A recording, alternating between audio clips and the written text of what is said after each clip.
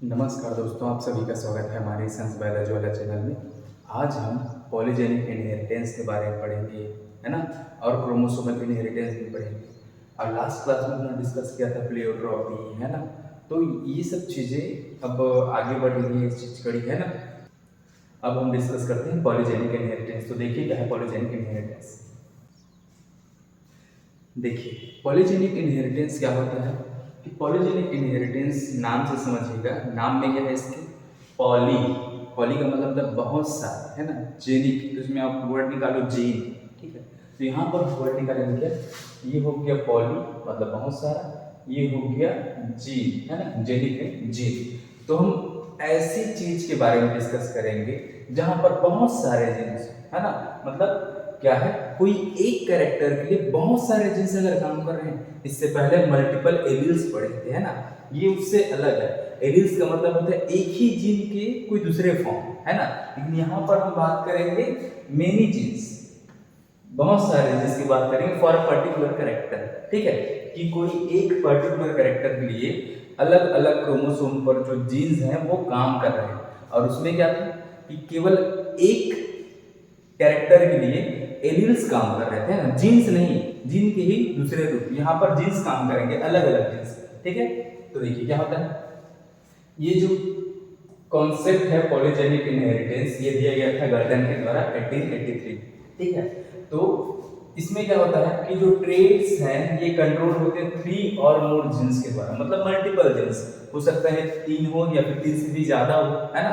एक ट्रेड, मान लो कोई ट्रेड है यहाँ पर, इस ये क्रोमोसोम है, ऐसे बहुत सारे क्रोमोसोम्स हैं, है ना।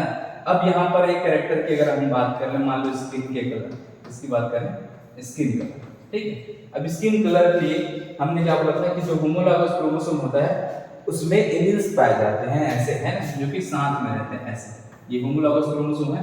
तो यहाँ पर ये जो जीन्स हैं एस स्मॉल एस, तो ये जीन इस स्किन की कलर के जिम्मेदार है, ऐसा पढ़ रहे थे, ठीक है। अब इसके अनुसार से क्या होता है कि इस स्किन के कलर के लिए इस होमोलॉगस क्रोमोसोम में तो है जीन, इसके अलावा और कई जगह है जो क्रोमोसोम में इस स्किन को कलर दे रहे हैं, है ना। तो ऐसे ही जीन्स के बारे में पढ़ेंगे जहां पर बहुत सारे जीन्स एक कैरेक्टर के लिए काम करेंगे, ठीक है। मतलब ऐसा ना कि कोई एक काम करना है तो उसके लिए बहुत सारे वर्कर्स लगा दो, है ना। तो यहाँ पर वही है, एक काम होगा लेकिन उसको काम करने वाले अलग अलग जीन्स रहेंगे, अलग अलग क्रोमोसोम, ठीक है। सेम जीन नहीं, अलग अलग जीन, ठीक है। ए जीन हो गया, बी जीन हो गया, सी जीन हो गया, ये अलग अलग जीन, सेम है क्या, नहीं। तो ऐसे अलग अलग जीन्स रहेंगे फॉर अ पर्टिकुलर कैरेक्टर, ठीक है। अब देखिए क्या है, यहां पर क्या है, ये जो ट्रेड्स हैं जो बहुत सारे ऐसे ट्रेड्स जो बहुत सारे जीन्स के द्वारा कंट्रोल होते हैं उसको बोलते हैं पॉलीजेनिक ट्रेड्स। क्या बोलते हैं, पॉलीजेनिक ट्रेड्स। जैसे स्किन का कलर मान लो 7-8 जीन्स के द्वारा कंट्रोल हो रहा है, या फिर 15-20, जितने भी मान लो। तो ऐसे जीन्स के द्वारा जब एक कैरेक्टर कंट्रोल किया जाता है तब उसको हम बोलते हैं क्या, पॉलीजेनिक ट्रेड्स। क्या बोलते हैं, पॉलीजेनिक ट्रेड्स, ठीक है। तो इसको हम क्वांटिटेटिव या फिर मल्टीपल फैक्टर इनहेरिटेंस भी बोलते हैं। अब क्वांटिटेटिव का मतलब क्या होता है, इसका मतलब होता है कि क्वांटिटी का मतलब होता है मात्रा, है ना। तो जितने ज्यादा इसमें जीन्स इन्वॉल्व रहेंगे उतना ही ज्यादा ये कलर उभर के आएगा, ऐसा बोला जाता है। मतलब मान लो ए बी सी ऐसे जीन्स हैं, अगर मान लो वहां पर केवल ए जीन है, बी जीन नहीं है और सी जीन नहीं है, ठीक है, तो वहां पर कम कलर है। लेकिन ए के साथ अगर बी जीन भी है तो थोड़ा ज्यादा कलर, ए के साथ बी भी है, बी के साथ सी भी है तो और ज्यादा कलर। तो जितने ज्यादा यहाँ पर जीन्स इन्वॉल्व रहेंगे उतना ज्यादा ये कलर आएगा या फिर वो कैरेक्टर उभरेगा, ऐसी बात है। तो इसलिए हम इसको बोल रहे हैं क्वांटिटेटिव। क्या बोल रहे हैं, quantitative contribution of genes for a character. देखिए इसका मतलब क्या है कि जितने ज्यादा जीन्स कंट्रीब्यूट करेंगे फॉर अ कैरेक्टर उतना ही ज्यादा इसका कैरेक्टर शो होगा, ठीक है। जितने कम जीन्स उतने ही कैरेक्टर कम शो करेगा, लेकिन जैसे जैसे जीन्स की संख्या बढ़ती जाएगी वहां पर वो कैरेक्टर ज्यादा उभर के आएगा, ठीक है। ये हो गया। अब यहाँ पर देखिए ह्यूमन का स्किन कलर जो कि जिम्मेदार है, मिलेनिन उसके लिए जिम्मेदार है ना, एक पिगमेंट है मिलेनिन, ठीक है। तो मिलेनिन इसके लिए जिम्मेदार है, ठीक है। तो ये इसका एग्जाम्पल है। इसके लिए क्या होता है कि ए बी सी जीन पाए जाते हैं, मतलब अलग अलग क्रोमोसोम पर ऐसे जीन्स मिलते हैं। देखिए यहाँ पर क्या है, एक क्रोमोसोम है, एक होमोलॉगस क्रोमोसोम, एक पेयर, ये दूसरा पेयर और ये तीसरा पेयर। 3 अलग अलग क्रोमोसोम के सेट में ऐसे जीन्स प्रेजेंट है। एक क्रोमोसोम में एक, दूसरा क्रोमोसोम में ये बी वाला, तीसरा क्रोमोसोम में सी। अब ये अलग अलग क्रोमोसोम पर है, लेकिन ये ए, बी और सी किसके लिए काम कर रहे हैं? ये तीनों, ये है स्किन कलर, किसके लिए? स्किन कलर, है ना, मिलानिन प्रोडक्शन के लिए काम कर रहे हैं। एक ये हो गया, एक इधर से आ गया, एक इधर से आ गया। ये तीनों किसके लिए काम कर रहे हैं? स्किन कलर के। सेम जीन है क्या? सब के सब ए है क्या? नहीं। सब के सब बी है क्या? नहीं। तीनों अलग अलग हैं और अलग अलग क्रोमोसोम पर है। ए अलग क्रोमोसोम पर, बी अलग क्रोमोसोम पर, सी अलग क्रोमोसोम। तो ऐसे हम बात करते हैं पॉलीजेनिक इनहेरिटेंस के बारे में, ठीक है, जहां पर एक कैरेक्टर के लिए बहुत सारे ऐसे जीन्स काम करते हैं। ठीक है, समझ में आ गया होगा।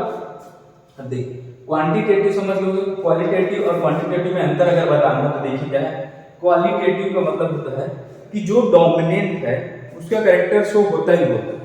यहाँ पर क्या होता है, देखिए अगर एक टी है, इसके साथ स्मॉल टी है, तो दोनों का कैरेक्टर शो होगा क्या? नहीं, सीधा एक का कैरेक्टर शो होता है, वो है क्या? जो डोमिनेंट है उसका, ठीक है। लेकिन यहाँ पर क्या होता है, देखिए अगर ए है, दो को डोमिनेंट है, तो वहां पर डार्क स्किन कलर रहेगा, है ना, स्किन कलर ज्यादा डार्क है। लेकिन अगर एक कैपिटल ए है और दूसरा स्मॉल ए है, तो अब ये पूरी तरह से डार्क नहीं है, थोड़ा कम डार्क है, स्लाइटली डार्क, ठीक है। लेकिन अगर ये दोनों स्मॉल ए हो गए, दोनों रिसेसिव हो गया, तो लाइट कलर, अब मेलेनिन की मात्रा कम रिलीज हो रही है, ऐसा, ठीक है। तो इस प्रकार से ऐसे हम इसको क्वालिटेटिव और क्वांटिटेटिव में बांटते हैं। तो आपको समझ में आ गया होगा कि क्वांटिटेटिव अगर बोलेंगे तो क्या, कि जितनी मात्रा में जीन इन्वॉल्व रहेंगे उतना ही ज्यादा वो कैरेक्टर उभर के आता है, ठीक है। तो ये हो गया आपका पॉलीजेनिक इनहेरिटेंस, ठीक है। एग्जांपल देख लीजिए, यहां पर आप समझ जाओगे।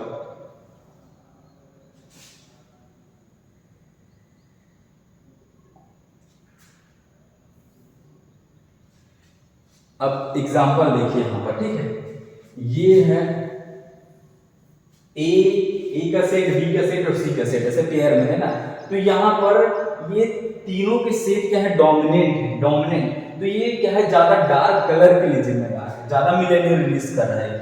इतने सारे जीन्स डोमिनेंट हैं, ज्यादा मेलेनिन सिक्रीट कर रहे हैं। क्या कर रहे हैं? मोर मेलेनिन, ये ज्यादा मेलेनिन सिक्रीट कर रहे हैं, क्लियर। अब यहां पर हम लेते हैं क्या, सब के सब ये रिसेसिव है, ए का सेट रिसेसिव, बी का सेट रिसेसिव और सी का सेट रिसेसिव। मतलब यहां पर मेलेनिन की मात्रा नहीं समान है, बहुत कम रिलीज हो रही है, ठीक है। तो यहां पर है लेस मेलेनिन, मेलेनिन बहुत कम सिक्रीट हो रहा है, यहां पर मेलेनिन ज्यादा सिक्रीट हो रहा है। अब मान लो इन दोनों की शादी करा देते हैं अपन, ऐसा क्रॉस कराते हैं, देखिए क्रॉस करा रहे हैं, तो फिर जो बच्चा होगा उसमें क्या चांसेस है? देखिए अगर ये एक ऐसा जीनोटाइप अगर आ रहा है, ए स्मॉल ए, B small B, C small C, है ना, तो इसके पास तो क्या है? ऐसे मेलेनिन सिक्रीट करने वाले जीन्स है, 1 2 3, तीन तो डोमिनेंट है, तो तीनों क्या है? मेलेनिन सिक्रीट करने वाले जीन्स है। तो जो बच्चा जो रहेगा वो न ही प्योर ब्लैक रहेगा, न ही ये प्योर लाइट रहेगा, वो कैसे हो जाएगा? दोनों का इंटरमीडिएट, क्योंकि इसमें मेलेनिन सिक्रीट करने वाले जीन्स भी हैं, तो इस मेलेनिन का सिक्रीशन होगा। तो इन दोनों का क्रॉस कराने पर, इन दोनों की शादी कराने पर जो बच्चा पैदा हुआ है उसमें चांसेस क्या है? ऐसे सांवले रंग, ठीक है, सांवले रंग के बच्चे पैदा होने के चांसेस है, ठीक है। इसका बच्चा है नहीं है ना, एग्जांपल के लिए दिखाने के लिए आपके, कि अगर हम ऐसे इनकी शादी कराते हैं तो ऐसे बच्चे होने के चांसेस को हम मुलैटो बोलते हैं, इंटरमीडिएट, ना ही वो प्योर ब्लैक है ना ही प्योर लाइट है, व्हाइट है ना, तो इसको बोलते हैं इंटरमीडिएट, जिसको हम बोल रहे हैं क्या? मुलैटो, सांवला,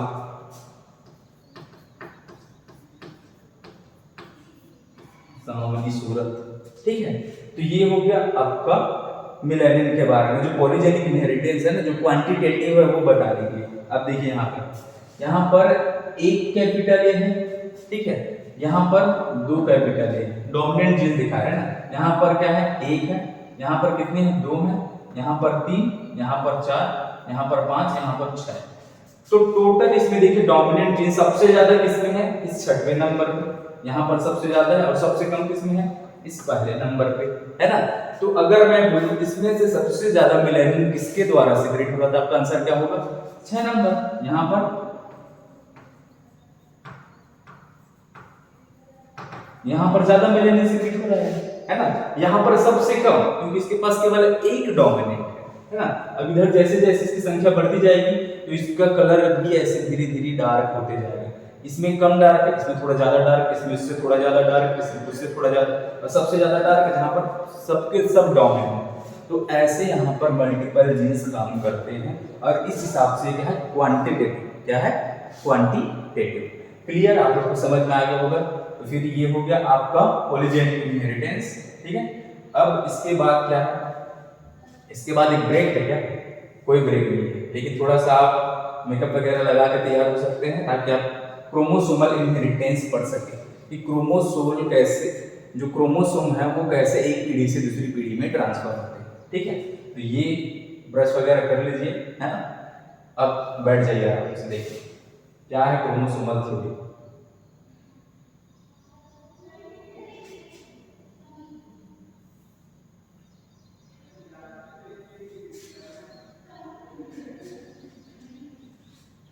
नाम क्या है, देखिए आराम से समझिएगा, है ना। नाम क्या है, क्रोमोसोमल थ्योरी ऑफ इनहेरिटेंस। मतलब यहाँ पर हम बात करेंगे क्रोमोसोम्स, फैक्टर्स की बात नहीं करेंगे, ना ही हम जीन की बात करेंगे, ना ही एलील्स की बात करेंगे। हम डायरेक्ट बात करें किसकी, क्रोमोसोम्स की। मतलब यहाँ पर क्रोमोसोम कैसे एक जनरेशन से दूसरे जनरेशन में ट्रांसफर होता है उसके बारे में डिस्कस करेंगे, ठीक है। तो सबसे पहले ये जो थ्योरी है, ये जो कॉन्सेप्ट है वो दिया गया था किसके द्वारा, Walter Sutton and Theodore Boveri के द्वारा। तो सिंपल आपको नाम याद रखना है, एसबी सटन एंड बोवेरी के द्वारा, ठीक है। अब सटन एंड बोवेरी ने यह कॉन्सेप्ट दिया था क्रोमोसोमल थ्योरी ऑफ इनहेरिटेंस। अब इन्होंने क्या किया था, जो मेंडल का प्रिंसिपल है, मेंडल ने जो प्रिंसिपल दिया है उसको साथ में मिलाकर, उसके कॉन्सेप्ट को लेकर उन्होंने यह थ्योरी दिया। कैसे, देखिए मेंडल ने क्या बताया था कि जो कैरेक्टर्स हैं वो क्या है, एक ऐसी चीज के द्वारा एक पीढ़ी से दूसरी पीढ़ी में जाते हैं जिसको उन्होंने क्या नाम दिया था, फैक्टर। क्या बोला था, फैक्टर। मेंडल ने बोला था ना, किसने बोला था, मेंडल ने। मेंडल ने बोला कि कैरेक्टर्स इस फैक्टर्स के द्वारा एक पीढ़ी से दूसरी पीढ़ी में जाते हैं। इसको हम आजकल जीन के नाम से जानते हैं। क्या नाम से जानते हैं, जीन के नाम से जानते हैं, ठीक है। अब सटन एंड बोवेरी ने क्या किया, मेंडल का ही कॉन्सेप्ट लिया और उन्होंने यह बोला कि हमारे पास क्रोमोसोम का ऐसा ना पेयर पाया जाता है, किसी भी क्रोमोसोम का। मान लो ये एक नंबर का क्रोमोसोम है तो ऐसे इसके पेयर है, दो पेयर है, मतलब एक पेयर है, पेयर मतलब जोड़ा, ठीक है। तो ऐसे पेयर में रहते हैं क्रोमोसोम। जब इसमें गैमीट बनना होता है ना, जब गैमीट का फॉर्मेशन होता है तो ये क्रोमोसोम अपनी कॉपी बनाते हैं। क्या करते हैं, अपनी कॉपी। तो ये दो क्रोमोसोम है, ये अपनी ऐसे कॉपी बनाएंगे तो ये ऐसे यहाँ पर टोटल 4 क्रोमोसोम हो गए। तो ये जो कॉपी बनी हुई है इसी का यहाँ पर ये कॉपी है। तो यहाँ पर एक क्रोमोसोम एक गैमीट में जाता है ना। यहाँ पर एक मान लो ये स्पर्म बना दिया अपन, तो ये हो गया एक क्रोमोसोम, है ना। इसमें आ गया एक क्रोमोसोम, ये वाला क्रोमोसोम यहाँ पर एक स्पर्म बना दिया, ठीक है। ये तो यहाँ पर ये चला गया, इस स्पर्म में ये वाला क्रोमोसोम चला गया। तो ऐसे क्रोमोसोम्स भी ऐसे ट्रांसफर होते हैं। तो क्रोमोसोम में जितने भी जीन्स रहेंगे, है ना, अगर यहाँ पर जीन है, यहाँ पर जीन है, यहाँ पर एक जीन है, 5 जीन है, 50 जीन है, जितने भी जीन है तो ऐसे सेट के सेट ट्रांसफर होते हैं। समझ गए ना। सबसे पहले क्या होगा, ये क्रोमोसोम है, ये नॉर्मल हमारे शरीर में ऐसे पाए जाते हैं पेयर में। जब गैमीट बनेगा, गैमीट का मतलब जब मेल में स्पर्म बनते हैं तो फीमेल में एग बनते हैं तब, ठीक है। तब ये क्रोमोसोम क्या करेंगे, अपनी फोटोकॉपी करेंगे। ओरिजिनल तो नहीं भेज सकते ना, तो क्या करते हैं, फोटोकॉपी। तो ये फोटोकॉपी करेंगे, उसके बाद क्या होगा, ये जो फोटोकॉपी होगा उसमें से एक क्रोमोसोम, दोनों साथ में नहीं, एक क्रोमोसोम एक गैमेट में जाएगा, दूसरा क्रोमोसोम एक गैमेट में जाएगा। तो ऐसे गैमेट्स में क्रोमोसोम का ट्रांसफर होता है। अब यही चीज मेंडल वाले में भी पढ़े थे कि एक क्रोमोसोम में जो एलील्स जो रहते हैं, ऐसे एलील्स मतलब ये पेयर में रहते हैं, दो अलग अलग क्रोमोसोम है ना, होमोलॉगस, ठीक है। तो ये क्रोमोसोम में क्या रहते हैं, एलील्स रहते हैं। तो हमने ये पढ़ा था कि ये एलील्स क्या रहते हैं, एक गैमेट में ऐसे जाते हैं, पेयर में नहीं जाते, अलग अलग जाते हैं। सी है तो एक में सी जाएगा, ये वाला सी है कैपिटल सी, तो ये एक में अलग जाएगा, ऐसे, ठीक है। समझ गया ना, सिंपल यही कॉन्सेप्ट है। उन्होंने केवल यह बताया था कि बिहेवियर ऑफ क्रोमोसोम वो पैरेलल होता है बिहेवियर ऑफ जीन्स के अनुसार।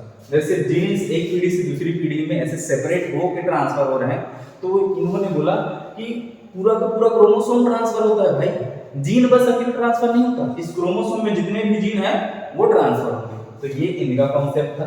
तो भाई चमक गया क्रोमोसोमल थ्योरी ऑफ इनहेरिटेंस के कॉन्सेप्ट, एकदम क्लियर है ना।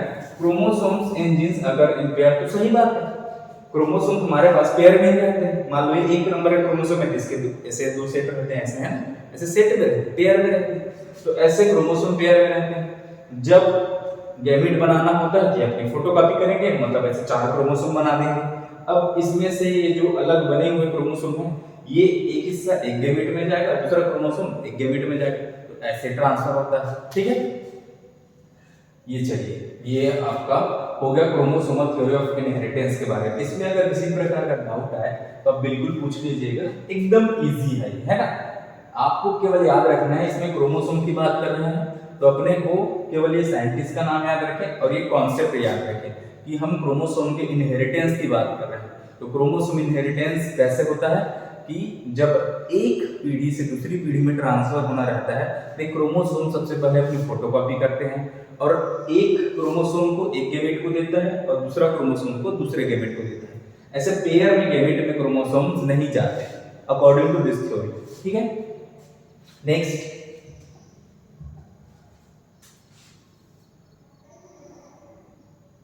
अब ध्यान दीजिएगा, यहां पर इस थ्योरी में टोटल क्या बात बोला गया है अब देखिए, है ना। जो हेरिडिटी कैरेक्टर्स होते हैं ये स्पर्म एंड एग सेल्स में क्या करते हैं, ये ऐसे जाते हैं, स्पर्म सेल्स हो गया या फिर एग सेल्स है उसमें जाते हैं जितने भी हेरिडिटी कैरेक्टर्स है, क्योंकि इसी के द्वारा तो ट्रांसफर होगा ना। ये मेल में स्पर्म बनता है, ऐसे ये मेल में बनता है, ये एग है, ये क्या है एग, ये फीमेल में बनता है, इसको ओवम बोलते हैं, वो फीमेल में बनता है। तो फिर ये जो हेरिडिटी कैरेक्टर्स हैं वो इसके द्वारा एक पीढ़ी से दूसरी पीढ़ी में जाते हैं। मेल में स्पर्म बनेगा, इसमें जो मेल के कैरेक्टर जितने भी सब के सब इसमें आ गए, लेकिन आधा हिस्सा है ना। अब इधर एग बना है फीमेल में, तो यहाँ फीमेल के एग में भी क्या आएगा, उसका जितना भी क्रोमोसोम है उसका आधा हिस्सा आएगा। ठीक है, अब ये दोनों ऐसे एक एक सेट रखे रहते हैं, इसको हम बोलते हैं ऐसा एन, इसके पास भी क्या है एन। जब ये दोनों मिलेंगे और जब जाइगोट बनेगा तब ये हो जाता है 2 एन। तो इसके पास क्रोमोसोम का एक सेट है, इसके पास क्रोमोसोम का एक सेट है, लेकिन जब दोनों मिलते हैं तो इसकी पूरा पेयर बना देते हैं। 23 क्रोमोसोम 23 क्रोमोसोम दोनों मिला देंगे कितना हो जाएगा 46 क्रोमोसोम। क्लियर एकदम, है ना। तो वही बात यहाँ की जा रही है कि ये ब्रिज की तरह काम करते हैं, जो स्पर्म एंड एग सेल्स है वो ब्रिज की तरह काम करते हैं एक जनरेशन से दूसरी जनरेशन में जाने के लिए। तो सही बात है, देखिए हमको अगर अपना जनरेशन आगे बढ़ाना है तो हमारे लिए केवल यही ऑप्शन है कि हमारे अंदर स्पर्म बनता है और इसके द्वारा ही हमारी जनरेशन जो है आगे बढ़ती है, कोई दूसरा ऑप्शन नहीं है अपने पास। ठीक है, तो अपने पास सिंपल जब ये ऑप्शन है तो ये तो एक ब्रिज हो गया ना, यही एक ब्रिज है, इसके अलावा कोई दूसरा ब्रिज नहीं है। तो ये हो गया ब्रिज जिसके द्वारा हम हमारा जो जनरेशन है वो क्रॉस कर रहा है इस ब्रिज के द्वारा, है ना। स्पर्म के द्वारा ही हमारा जो जनरेशन है ऐसे आगे जा रहा है। ठीक है, स्पर्म हो गया या फिर एग हो गया। ठीक है, the heredity factors must be carried by the nuclear material. अब ये बोला गया है जितने भी हेरिडिटी फैक्टर्स हैं, अब जितने भी जेनेटिक मटेरियल है वो सब के सब इसमें पाए जाते हैं, न्यूक्लियस में पाए जाते हैं। तो बिल्कुल सही बात है, ये न्यूक्लियस में पाया जाता है, इसमें न्यूक्लियस रहेगा, यही न्यूक्लियस इसके पास ट्रांसफर होगा। ठीक है, अब एग में तो बहुत सारा मटेरियल है, इसमें साइटोप्लाज्म है, इसमें माइटोकॉन्ड्रिया वगैरह है, तो मेल का केवल क्या है न्यूक्लियस जाता है, बाकी हिस्सा जो रहता है वो पूरा फीमेल का रहता है एग में जो है साइटोप्लाज्म, माइटोकॉन्ड्रिया, गोल्गी बॉडी सब चीज। ठीक है, तो यहाँ पर ध्यान दीजिएगा न्यूक्लियर मटेरियल के द्वारा ही ट्रांसफर हो रहा है। ठीक है, chromosomes are also found in pairs. Chromosome किसमें रहते हैं, पेयर्स में रहते हैं। जैसे मेंडल ने बताया था कि उनके द्वारा जो बताए गए एलील्स हैं, है ना, एक पर्टिकुलर ट्रेट के लिए 2 एलील्स रहते हैं और वो क्या है पेयर है, 2 है मतलब क्या है वो पेयर में है, एक पेयर में, है ना। तो यहाँ पर क्रोमोसोम्स भी किसमें रहते हैं, पेयर में रहते हैं। ठीक है, 2 alleles of a gene located on homologous site of homologous chromosome. बिल्कुल सही बात है, जो 2 एलील्स होते हैं फॉर अ जीन, ये है क्रोमोसोम। तो इसमें क्या रहता है, यहाँ पर अगर एक जीन है ना, यहाँ पर एक अगर जीन है या फिर एलील है, ठीक है, एलील मतलब जीन ही है ना, मतलब कोई एक जीन का दूसरा रूप को एलील बोलते हैं, तो जीन ही तो है क्या, अलग नहीं है, ठीक है। तो यहाँ पर जब ये होमोलॉगस क्रोमोसोम है तो ऐसे इसकी एक कॉपी बना लेते हैं अपन, ये ऐसे, ठीक है, ये बन गया, ये ऐसे इसकी फोटोकॉपी, तो ये दोनों साथ मिलके हो गए होमोलॉगस क्रोमोसोम। तो यहाँ पर अगर जीन है तो इसकी इस हिस्से में भी उसी टाइप का जीन रहता है। तो ऐसे एलील्स क्या रहते हैं, पेयर में रहते हैं, इसमें रहते हैं पेयर में, ठीक है, जोड़े में रहते हैं, ठीक है। अब sperm in eggs have haploid sets of chromosomes which fuse to re-establish the diploid state। तो सही बात है, देखिए इसके पास क्रोमोसोम का आधा हिस्सा है, मतलब इसके पास 23 क्रोमोसोम है, ठीक है। इसके पास क्रोमोसोम का आधा हिस्सा है, इसके पास कितने हैं, 23 क्रोमोसोम है ना। अब जब ये स्पर्म इससे फ्यूज हो गया तो फिर ये क्या बन जाएगा, यहां से बन जाएगा एक जाइगोट, क्या बन जाएगा, जाइगोट, ये क्या बन गया, जाइगोट, ठीक है। अब इस जाइगोट में टोटल कितने हैं, यहां से 23 मिले, यहां से 23 मिले, मतलब इसके पास कितने हैं, 46 क्रोमोसोम, कितने हैं, 46 क्रोमोसोम। तो इसको हम बोलते हैं ये 2n, दो का सेट पेयर में है ना। तो 23 पेयर है लेकिन टोटल कितने हैं, 46। यहां से हमको एक सेट मिला, पिता से एक सेट, माता से एक सेट, ठीक है। अब टोटल इसके पास कितने हो गए, पूरे के पूरे 46 क्रोमोसोम्स, ठीक है। 23 23 जोड़ेंगे तो 46 ऐसे। तो यहाँ पर वही बात लिखी गई है, ठीक। The genes are carried to the chromosome, बिल्कुल जीन्स जो रहते हैं वो क्रोमोसोम में ही पाए जाते हैं। तो जब पूरा का पूरा क्रोमोसोम ही इसमें ट्रांसफर हो रहा है तो इसमें जितने भी जीन रहेंगे 1 2 5 10 15 20 25 30 50 जितने भी जीन रहेंगे सबके सब ट्रांसफर होंगे, है ना, सिंपल सी बात है। तो homologous chromosome synapse during meiosis and get separated to pass into different cells। देखिए हमने जो बात की थी वही बात यहाँ पर बोली गई है कि जब गैमीट बनता है तो गैमीट मतलब ये स्पर्म बन रहा है फिर एग बन रहा है, तो जो क्रोमोसोम है ये अपनी क्या करेगा, कॉपी करेगा। अब ये जो कॉपी हुई है वो क्या करेगी, अगले जनरेशन में इस गैमीट्स के द्वारा ट्रांसफर होगी, ठीक है। तो गैमीट्स के द्वारा ऐसे ये ट्रांसफर होते हैं, क्लियर ना, एकदम clear. This is the basis of segregation in independent assortment. तो सही बात है, देखिए ये क्रोमोसोम, अब क्रोमोसोम जब अलग होगा तो यहाँ पर जितने भी क्रोमोसोम में जीन है वो अलग से ट्रांसफर होंगे इंडिपेंडेंटली, इस पर डिपेंडेंट नहीं है, इंडिपेंडेंट है। यहाँ से इसमें चला गया, ये वाला हिस्सा इसमें चला गया, तो इंडिपेंडेंट ट्रांसफर होते हैं, किसी पर डिपेंडेंट नहीं है। इसी कारण से इसको बोला इंडिपेंडेंट असॉर्टमेंट है, ठीक है। अब सेग्रीगेशन का मतलब क्या होता है कि जो एलील्स है ये क्या है, ये दोनों एक ही कैरेक्टर के लिए है, लेकिन जब गैमीट बनता है तो ये यहाँ से ऐसे कट जाता है, ये वाला हिस्सा एक में चला जाएगा, ये वाला हिस्सा दूसरे में चला जाएगा, पेयर में नहीं जाता, ठीक है, एकदम इजी है, कोई दिक्कत नहीं। ये हो गया इस थ्योरी के अनुसार से आपके लिए। नेक्स्ट देखिए कुछ चीजें डिस्कस कर लेते हैं। देखिए अगर आपको अंतर पूछा जाए, देखिए अगर आपको अंतर पूछ देना तो उसके लिए ये चीज आपके माइंड में कम से कम ये चीज रहेगा, ध्यान दीजिए कि क्रोमोसोम क्या और जीन क्या, दोनों में अंतर मालूम है। आप लोग को शुरू से ही बता दिया था कि क्रोमोसोम और जीन कुछ नहीं है, डीएनए से बना हुआ पार्ट है। ये डीएनए का सेगमेंट है और ये डीएनए का कंडेंस्ड फॉर्म है ना, ठीक है। तो जीन और क्रोमोसोम में क्या सिमिलैरिटी से देखिए, ये पेयर में रहते हैं क्रोमोसोम्स, बिल्कुल। ये देखिए होमोलॉगस क्रोमोसोम, मान लो ये एक नंबर का क्रोमोसोम है तो लेकिन वो क्या है, पेयर में है, ठीक है। तो ऐसे पेयर में रहते हैं क्रोमोसोम। ये जीन्स भी क्या करते हैं, पेयर में रहते हैं, बिल्कुल। ये देखिए यहाँ पर एक जीन है, मान लो ये आई कलर के लिए, आई कलर के लिए, तो इसी के सामने इसका दूसरा जीन रहता है, ये है ना, ये भी क्या है, आई कलर के लिए, ठीक है। तो ये ऐसे क्या है, जीन्स भी क्या रहते हैं, पेयर में रहते हैं, ऐसे पेयर में ऐसे जोड़ा रहता है, ठीक है। Segregate at the time of gamete formation, बिल्कुल सही बात है। जब गैमेट बनता है उस टाइम पे ये अलग हो जाते हैं, एक क्रोमोसोम इन वन गैमेट, है ना। मतलब ये जो क्रोमोसोम है जब ये क्या बनाएगा, जब गैमेट बनेगा उस टाइम पे ये क्रोमोसोम अपने फोटोकॉपी करेंगे ऐसे। अब एक गैमेट में एक क्रोमोसोम आ गया, देखिए ए वाला हिस्सा इसके पास आ गया, कैपिटल ए वाला हिस्सा इसके पास आ गया, दोनों साथ में जा रहे हैं क्या, नहीं, इंडिपेंडेंटली जा रहे हैं, है ना, एक दूसरे के ऊपर डिपेंडेंट नहीं है, तो ऐसे इंडिपेंडेंट ट्रांसफर हो रहा है। तो सेम इसमें जितने भी जीव रहेंगे वो भी तो इसके साथ ही ट्रांसफर होंगे ना, इसमें जितने भी जीव रहेंगे वो इसके साथ ट्रांसफर होंगे। तो ये क्या है, जीन्स भी सेम ऐसे ही ट्रांसफर होते हैं, सेग्रीगेट होते हैं जब गैमेट फॉर्मेशन होता है उस टाइम पे। ठीक है, clear. One pair segregate independently of other pair, सही बात है ना। यहाँ पर जो जीन्स है क्या है, इंडिपेंडेंटली ही ये क्या करते हैं, ट्रांसफर होते हैं। ये इसके ऊपर डिपेंडेंट नहीं है ट्रांसफर होने की। ये ऐसा थोड़ी बोलेगा नहीं भाई तू मेरे साथ नहीं जा रहा है तो मैं भी नहीं जाऊंगा, ऐसे नहीं।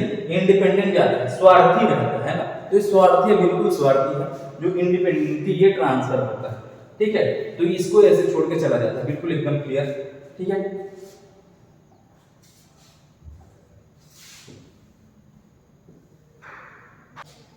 देखिए क्रोमोसोमल इनहेरिटेंस जो थ्योरी दी गई है उसके बारे में यह बताया गया है कि एक्सपेरिमेंटल प्रूफ किसके द्वारा किया गया, ये नाम यहाँ पे रखेंगे है ना।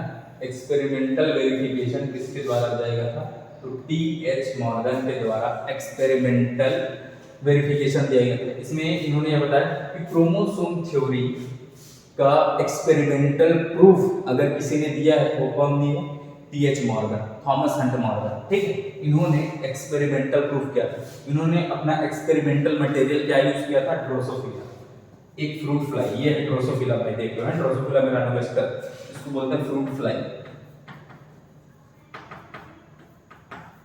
ये है फ्रूट, ठीक है। तो ये क्या है, टी.एच. मॉर्गन ने इस पर काम किया, ये है ड्रोसोफिला मेलानोगास्टर, और इस पर जितने भी क्रोमोसोम का जैसे ट्रांसफर होता है उसके बेस पर उन्होंने यह बताया कि ये जो क्रोमोसोमल थ्योरी ऑफ इनहेरिटेंस जो दिया जा रहा है वो बिल्कुल राइट है। आप एकदम सही बात बोल रहे हैं, एकदम गजब की बात बोल रहे हैं, एकदम परफेक्ट ऐसा। ठीक है, तो ये हो गया टी.एच. मॉर्गन के द्वारा प्रूफ, ये याद रखिए है ना। एक्सपेरिमेंटल प्रूफ किसने दिया, टी.एच. मॉर्गन ने। ठीक है, मॉर्गन ने अपना ये जो थ्योरी है, मतलब इन्होंने ये जो कॉन्सेप्ट के बारे में जो बताया, उन्होंने डायहाइब्रिड क्रॉस के बेस में बताया। डायहाइब्रिड क्रॉस मतलब क्या समझते हैं, टू कैरेक्टर्स को लेकर, है ना, टू कैरेक्टर्स को लेकर अगर हम कोई क्रॉस कराते हैं उसको बोलते हैं क्या, डायहाइब्रिड क्रॉस। तो ड्रोसोफिला में इन्होंने ऐसे दो कैरेक्टर्स को ले लेकर अपना क्या बताया था, ये थ्योरी का सॉल्यूशन बताया था कि ये ऐसे ट्रांसफर हो रहा है करके। ठीक है, तो याद रखिए डायहाइब्रिड क्रॉस कराया था उन्होंने ड्रोसोफिला पर, और ये जो इन्होंने बताया था वो था एक्स क्रोमोसोम से रिलेटेड। तो हो सकता है आपको पूछ दे टी.एच. मॉर्गन ने किसके बारे में एक्सपेरिमेंटल प्रूफ किया था, तो क्रोमोसोमल थ्योरी के बारे में इन्होंने एक्सपेरिमेंटल प्रूफ किया था। तो किस पर इन्होंने एक्सपेरिमेंट किया था, तो ड्रोसोफिला पर किया। इन्होंने किस क्रॉस के बेस पर ड्रोसोफिला पर एक्सपेरिमेंट किया था, मोनोहाइब्रिड की डायहाइब्रिड, तो डायहाइब्रिड क्रॉस के बेस पर इन्होंने एक्सपेरिमेंट किया था। इन्होंने ड्रोसोफिला के कौन से क्रोमोसोम पर काम किया था, उन्होंने किस पर काम किया, एक्स क्रोमोसोम पर काम किया। ठीक है, समझ गया ना, वेरी गुड। ये सिंपल इसके बारे में जनरल नॉलेज की तरह है, अगर आपको इंटरेस्ट है तो बिल्कुल आप इसको देख सकते हैं। ये मक्खी मुर्गी का मक्खी है भाई, देखो रेड आई है ना, रेड आई फ्रूट फ्लाई कर रहता है ऐसे, है ना। नॉर्मल घर में जो मक्खी देखते हैं उसमें कभी भी रेड कलर की आंखें नहीं देखोगे, तो रेड आई ऐसा रहता है। ठीक है, तो देखिए इसकी तो दो आंखें हैं, वो तो ठीक है, अपने बारे में जानकारी बता रहा है। ठीक है, मेरे दो पंख है, मेरे 6 पैर है, लगभग 2 हफ्ते जी सकता हूँ, लगभग 2 हफ्ते ही जीता है फ्रूट फ्लाई, है ना, वो है। मेरे पास 8 क्रोमोसोम्स है, बोल रहा है क्या बोल रहा है कि मेरे पास 8 क्रोमोसोम्स है, जिसमें से 6 ऑटोसोम्स है और 2 सेक्स क्रोमोसोम है ना, मतलब यहाँ पर 6 ऑटोसोम्स और 2 क्या है, सेक्स क्रोमोसोम।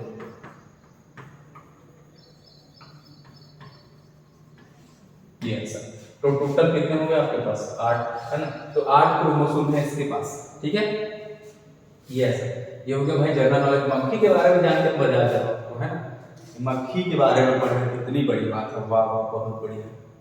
देखिए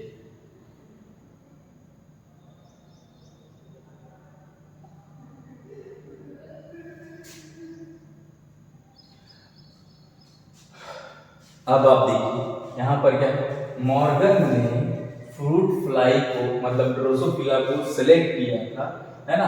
क्यों सिलेक्ट किया था, क्या रीजन है, और कुछ नहीं मिला क्या सिलेक्ट करने के लिए कि मक्खी को लेकर एक्सपेरिमेंट कर रहे हो, तो रीजन देखिए रीजन देखिए, है ना, वो सब रीजन है कि किसके कारण उन्होंने सेलेक्ट किया था कि ये जो मक्खी है इसको आसानी से ग्रो किया जा सकता है सिंपल आर्टिफिशियल मीडियम में, लेबोरेटरी मतलब लैब में ही इसमें रिप्रोडक्शन करा के इसको खाना पीना दे के इसको हम एक्सपेरिमेंट कर सकते थे आसानी से, है ना।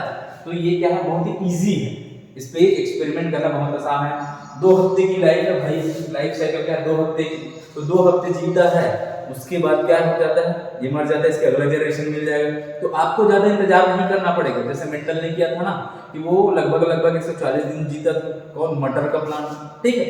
तो जो मटर का प्लांट 140 दिन इंतजार, इसमें क्या है 2 हफ्ते, है ना, 14 दिन लगभग। तो ये जब इसका जिंदगी 14 दिन में, तो ये तो आसान हो गया ना, ये हो गया।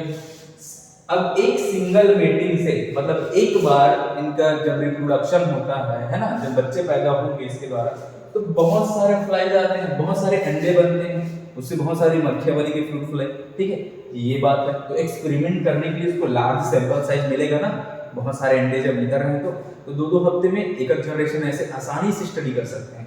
तो ऐसा हो गया। इन्होंने यह बताया इसके पास 4 पेयर ऑफ क्रोमोसोम रहते हैं। टोटल कितने पेयर रहते हैं, 4 पेयर, मतलब टोटल हो गए 8 क्रोमोसोम, है ना। तो 8 क्रोमोसोम रहते हैं। अभी जस्ट इससे पहले देखें, ये जो 6 रहता है ये ऑटोसोम्स है, क्या है, ऑटोसोम्स, है ना, जो बाहर शरीर बनाते हैं।